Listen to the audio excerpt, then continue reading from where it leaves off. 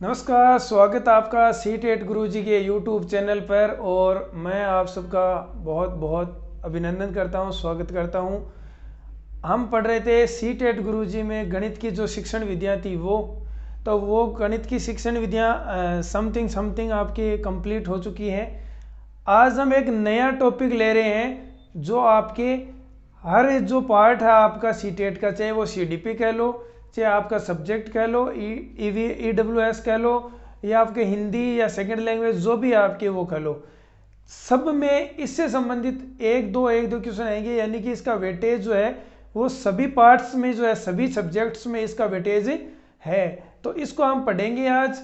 तब तक आप हमारे चैनल को लाइक, शेयर और सब्सक्राइब कीजिए ताकि हम और आपके लिए अच्छे अच्छे कंटेंट लेके आए। हम सबसे पहले बात करते हैं आज। देखिए, दो चीज होती है, एक होती है मापन,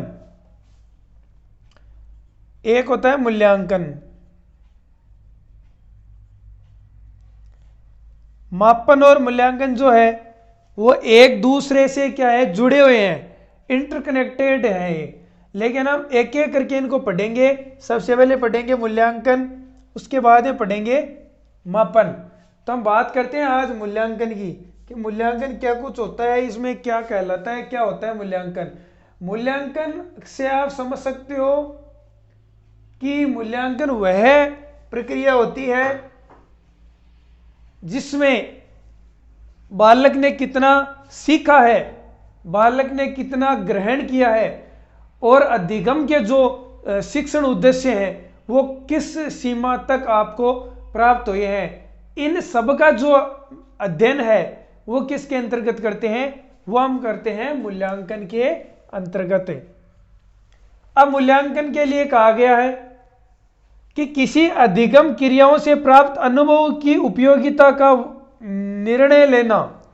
यानी उसने, बालक ने कितना सीखा है, उसका कहाँ कहाँ वो उपयोग कर सकता है या कहाँ कहाँ उसने उपयोग किया है, इसका जो निर्णय है वो किसके द्वारा ले सकते हैं हम, वो सिर्फ और सिर्फ मूल्यांकन के द्वारा इस चीज का, इस बात का जो निर्णय ले सकते हैं कि उसने क्या सीखा, कितना सीखा और उसका उपयोग कहाँ तक किया है। फिर बात करते हैं सेकंड इसकी कि छात्र के व्यवहारगत परिवर्तन की व्याख्या करने की एक प्रक्रिया है। बालक में जो भी व्यवहारगत परिवर्तन होते हैं, व्यवहारगत परिवर्तन का अर्थ है कि बालक में जब जन्म से लेकर विद्यालय जाता है, आगे पढ़ता है, तो उसमें अलग अलग समय में अलग अलग परिवर्तन होते हैं। तो मूल्यांकन के द्वारा हम विद्यालय में ये पता लगा सकते हैं कि बालक जो है, उस बालक के व्यवहार में कहाँ तक क्या हुआ है, परिवर्तन हुआ है। और परिवर्तन जीवन का जो है वो एक कंपलसरी कह सकते हैं, एक रूल है कि परिवर्तन जीवन में होना आवश्यक है। अगर कोई बालक है, बाल्यावस्था में है, वैसा का वैसा अगर किशोर अवस्था में वो चला जाएगा तो उसकी क्या है, वो बुद्धि भी नहीं कर सके, उसकी बुद्धि का विकास नहीं होगा और उसके जो शारीरिक पक्ष है उसका भी विकास नहीं होगा। तो इसका मूल्यांकन किस चीज से करेंगे अपन, इसका मूल्यांकन करेंगे अपन, इसकी जो व्याख्या है वो किससे करेंगे, मूल्यांकन के द्वारा करेंगे। मूल्यांकन के द्वारा इस चीज का पता चल सकता है। इस मूल्यांकन के अंतर्गत हम पढ़ेंगे गुणात्मक और मात्रात्मक पक्ष जो होते हैं। आपका गुणात्मक पक्ष जो है वो प्लस मात्रात्मक पक्ष जो है, इन दोनों पक्षों का क्या करेंगे, अध्ययन करेंगे। ठीक है, तो इसको ज्ञानात्मक पक्ष भी बोल सकते हो और मात्रात्मक पक्ष, ये दोनों जो मिलके मूल्यांकन का निर्माण करते हैं। शैक्षणिक उद्देश्यों की जांच करना कि जो अपन ने पढ़ा है, जो हमने स्टार्ट में जो उद्देश्य लेके हम चले थे, वो उद्देश्य कहां तक उस उद्देश्य की प्राप्ति हुई है, इसका पता भी हम किससे लगाएंगे, मूल्यांकन के द्वारा ही लगाएंगे। फिर इसकी कुछ विशेषताओं पर एक नजर हम डालते हैं कि एक उद्देश्यपूर्ण प्रक्रिया है। उद्देश्यपूर्ण प्रक्रिया है क्या, मूल्यांकन।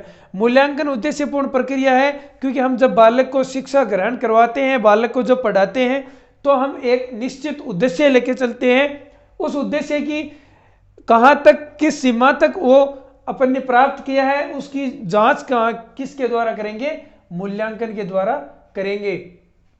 तो यह उद्देश्य प्रक्रिया है। फिर एक सतत प्रक्रिया है, सतत कह सकते हो, इसको निरंतर प्रक्रिया कह सकते हो। यह एक निरंतर प्रक्रिया है। विकास जो आपका मूल्यांकन जो है वो सतत है, निरंतर होता रहता है। जो मापन है वो तो हम कह सकते हैं एक एग्जाम जो है वहां तक ही सीमित है, लेकिन जो मूल्यांकन है वो जो सत्र पर्यंत तक चलता रहता है। जो पूरे सत्र में क्या क्या घटनाएं घटित होती है, क्या क्या उसने किया है, जो संपूर्ण चीज है ज्ञानात्मक और मात्रात्मक पक्ष का, वो सारी चीजें हम किसके अंतर्गत है, मूल्यांकन के अंतर्गत देखते हैं। फिर है कि मूल्यांकन व्यक्तित्व का बहुपक्षीय परीक्षण है। व्यक्ति में जितने भी पक्ष हैं उन सभी पक्षों का गहनता से अध्ययन किसके अंदर कर सकते हैं, उसकी जांच का जो उसकी जांच है वो किस में कर सकते हैं, या हम कह सकते हैं कि उसने जो भी उसकी जो है पक्ष जो है उसके, चाहे ज्ञानात्मक कहो, चाहे आप भावात्मक कहो, चाहे मात्रात्मक कहो, चाहे गुणात्मक पक्ष कहो, सभी पक्षों का हमें क्या कर सकते हैं, उसमें परीक्षण कर सकते हैं कि उसने कौन से पक्ष में कितना उसने ग्रोथ किया है, कितना उसने डेवलप किया है। फिर बात करते हैं कि सफलता या असफलता का निर्धारण करता है मूल्यांकन जो है। मूल्यांकन ये देखता है कि हम जो स्टार्टिंग में शुरुआत में जो उद्देश्य लेके चले थे वो उद्देश्य कहां तक, किस लिमिट तक, कौन सी सीमा तक हम उस को जो उद्देश्य है उसको प्राप्त कर सके हैं, उसमें हम सफल हुए या असफल हुए, इस चीज का भी हम क्या किसके द्वारा पता कर सकते हैं, मूल्यांकन के द्वारा पता कर सकते हैं। अन्यथा अगर मूल्यांकन न हो तो हम उस चीज का पता नहीं लगा सकते कि बालक ने किस किस उद्देश्य की प्राप्ति की है, हमने जो उद्देश्य शुरुआत में लिए थे क्या उन उद्देश्यों की प्राप्ति हुई है, बालक ने कितना सीखा है, ये सारी चीजें मूल्यांकन के बिना आधारहीन है। तो ये सब मूल्यांकन के द्वारा ही सीखने को मिलती है। एक सकारात्मक प्रक्रिया है। कैसी प्रक्रिया है? सकारात्मक प्रक्रिया है। इसमें गत्यात्मक व सुधारवादी प्रक्रिया है। गत्यात्मक एवं सुधारवादी प्रक्रिया है, और इसको ले सकते हैं निदानात्मक और उपचारात्मक प्रक्रिया है। दोनों को साथ में देखो, गत्यात्मक और सुधारवादी, निदानात्मक एवं उपचारात्मक परीक्षण है। निदानात्मक उपचारात्मक परीक्षण का तात्पर्य है हम एक निदानात्मक जो है वो परीक्षण करेंगे पहले, उसमें बालक की क्या क्या कमियां रही हैं उन कमियों को दूर करने के लिए हम उपचारात्मक शिक्षण करवाएंगे, और उपचारात्मक शिक्षण के द्वारा उन कमियों को दूर करने का प्रयास करेंगे। उन कमियों को दूर करने का प्रयास कर रहे हैं। उपचारात्मक जो शिक्षण है उसके बाद में हम एक दोबारा से परीक्षण करेंगे और फिर देखेंगे कि बालक में कहाँ कहाँ कौन कौन सी कमियां जो दूर हुई हैं, अपने पहले देखा था वो दूर हुई हैं, या अभी भी कुछ कमियां उसमें रह गई हैं। अगर अभी भी कुछ कमियां उसमें रही हैं तो उसका फिर से क्या होगा, उपचारात्मक प्रक्रिया, उपचारात्मक परीक्षण होगा। इसमें सुधार करते रहते हैं। तो ये है मूल्यांकन का सामान्य परिचय। अब आगे हम देखते हैं कि मूल्यांकन जो है, एक आदर्श मूल्यांकन है, उसकी क्या क्या विशेषताएं होनी चाहिए, मूल्यांकन में क्या क्या विशेषताएं प्रमुख रूप से होती हैं उनके बारे में देखेंगे। तो आदर्श मूल्यांकन की विशेषता में पहला हम देखते हैं कि विश्वसनीयता। एक एक करके पढ़ेंगे, इंपॉर्टेंट है, 500 पॉइंट और 500 पॉइंट है, इसमें से क्वेश्चन आपको सीटेट में मिलेंगे। सबसे पहले बात करते हैं विश्वसनीयता की। किसकी रहेगी? विश्वसनीयता की। विश्वसनीयता क्या होता है कि एक तो मूल्यांकन है वो विश्वसनीय होना चाहिए। विश्वसनीय का अर्थ है यदि किसी भी समय किसी भी व्यक्ति से अगर मूल्यांकन कराया जाता है तो उसके जो प्राप्तांक हैं उनमें कोई भी अंतर नहीं आना चाहिए।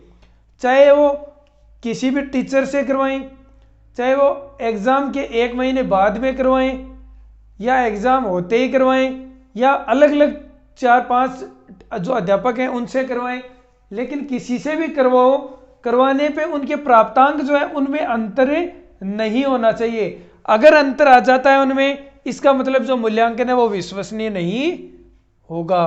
तो इसलिए विश्वसनीय होने के लिए आवश्यक है कि जो प्रश्न पत्र है वो इस प्रकार से तैयार किया जाए कि वो किसी से भी उसके उत्तर जो है वो एक निश्चित होनी चाहिए, और निश्चित उत्तर चाहे किसी से भी चेक कराओ उसके प्राप्तांक जो है वो वही रहेंगे। फिर नेक्स्ट है वस्तुनिष्ठता, विश्वसनीयता आ गई। नेक्स्ट है वस्तुनिष्ठता। वस्तुनिष्ठता का अर्थ है कि परीक्षण में पूछे गए जो प्रश्न है उन प्रश्नों का उत्तर जो है वो एक से अधिक नहीं होना चाहिए। एक से अधिक नहीं होगा तो स्वतः ही वो विश्वसनीय भी होगा और क्या होगा, वस्तुनिष्ठ भी होगा। इनमें विश्वसनीयता अधिक पाई जाती है, ये तो पहले ही कहा है, क्योंकि इनका उत्तर जो है वो एक निश्चित है। और वस्तुनिष्ठ का अर्थ है जैसे ऑप्शन दे देते हैं ए ब से द, उनमें से कुछ पूछ लेना, या हम कह सकते हैं रिक्त स्थान, या कह सकते हैं मिलान वाले प्रश्न जो होते हैं, मिलान प्रश्न।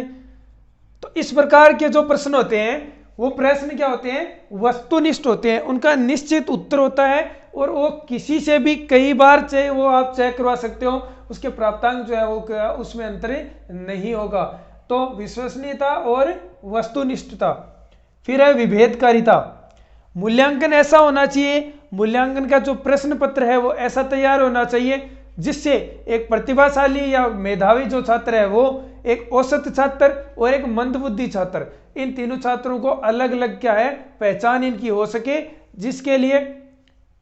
जिससे क्या है कि इनका फिर निदानात्मक जो परीक्षण करके और बच्चों की उपचारात्मक कक्षा के द्वारा इनकी जो कमियां हैं वो दूर की जा सकती है। तो ये विभेदकारी होना चाहिए। ऐसा नहीं होना चाहिए कि कोई भी क्वेश्चन जो है वो सभी जो विद्यार्थी हैं, सभी जो छात्र हैं वो उस प्रश्न को कर सकते हैं, ऐसा नहीं होना चाहिए। ऐसा हो कि मेधावी, औसत और मंदबुद्धि बालक जो उनमें अंतर हो सके। फिर है वेद्यता। वेद्यता का क्या अर्थ है, उद्देश्य की पूर्ति, यानी अपन जो उद्देश्य लेके चल रहे थे उन उद्देश्य की, उस उद्देश्य की पूर्ति जो हुई है वो पूरी हो चुकी है या नहीं हुई है। यानी अपन ने क्या लेके चला था, कोई टॉपिक है अपने उसको लेके चले थे कि इस टॉपिक को, ये उद्देश्य अपना और इस उद्देश्य की पूर्ति हमें प्राप्ति करनी है। अगर उस उद्देश्य की प्राप्ति जो है वो नहीं होती है तो इसका मतलब वेदता जो है वो नहीं है, वेद परीक्षण नहीं है। और अगर उसकी प्राप्ति हो जाती है उद्देश्य की, इसका मतलब वेद परीक्षण है। इसी के साथ में कि जो प्रश्न पत्र होता है उसमें एक तो त्रुटि नहीं होनी चाहिए, त्रुटि रहित होना चाहिए, और प्रश्न पत्र जो है वो एक शुद्ध होना चाहिए, अशुद्धता उसमें नहीं होनी चाहिए। तो एक शुद्ध होना चाहिए और उसके साथ में त्रुटि रहित होना चाहिए। अब कह सकते हैं कि जो विश्वसनीयता है, विश्वसनीयता प्लस उसके उद्देश्य जो है वो मिलकर क्या करते हैं, वेद्यता निर्धारित करते हैं। विश्वसनीयता हो गई, विश्वसनीयता किस में ज्यादा होगी, वस्तुनिष्ठ में होगी, और वस्तुनिष्ठ में फिर इसके उद्देश्य जो है वो इसमें जुड़ेंगे तो यह वेद्यता मानी जाएगी। फिर बात करते हैं अंतिम जो व्यापक आपका व्यापकता। व्यापकता में हम कह सकते हैं कि ज्ञान, अवबोध, कौशल, ज्ञानोप्रयोग, अभिवृत्ति, इन सभी पहलुओं को जो है वो मूल्यांकन के अंतर्गत शामिल करना जरूरी है। इनको शामिल करोगे तो क्या होगा, आपका व्यापक होगा। विस्तार, व्यापक का मतलब बहुत बड़ा, विस्तार होगा, व्यापक रूप है। तो इन सब को अगर ज्ञान, अवबोध, कौशल, ज्ञानोप्रयोग और अभिवृत्ति, इन जो पहलू है इनको अगर हम शामिल करेंगे तो एक अच्छा और व्यापक मूल्यांकन होगा। तो मूल्यांकन की विशेषता में देख लिया कि मूल्यांकन जो है वो विश्वसनीयता, वस्तुनिष्ठता, विभेदकारिता, वेद्यता और व्यापकता इसमें आ गई है। सॉरी, ये आ गई है इसमें। अब हमें ये टॉपिक जो है वो लगभग कंप्लीट हो चुका है आपका। इसके बाद में मापन पढ़ेंगे और इसकी कुछ प्रविधियां उनका भी अध्ययन करेंगे, वो हम नेक्स्ट वीडियो में पढ़ेंगे। तब तक आप हमारे चैनल को लाइक, शेयर और सब्सक्राइब जरूर कीजिए ताकि हम आपके लिए अच्छे जो है वीडियोस आपके लिए प्रोवाइड कराएं। तब तक के लिए थैंक यू, जय हिंद, वंदे मातरम।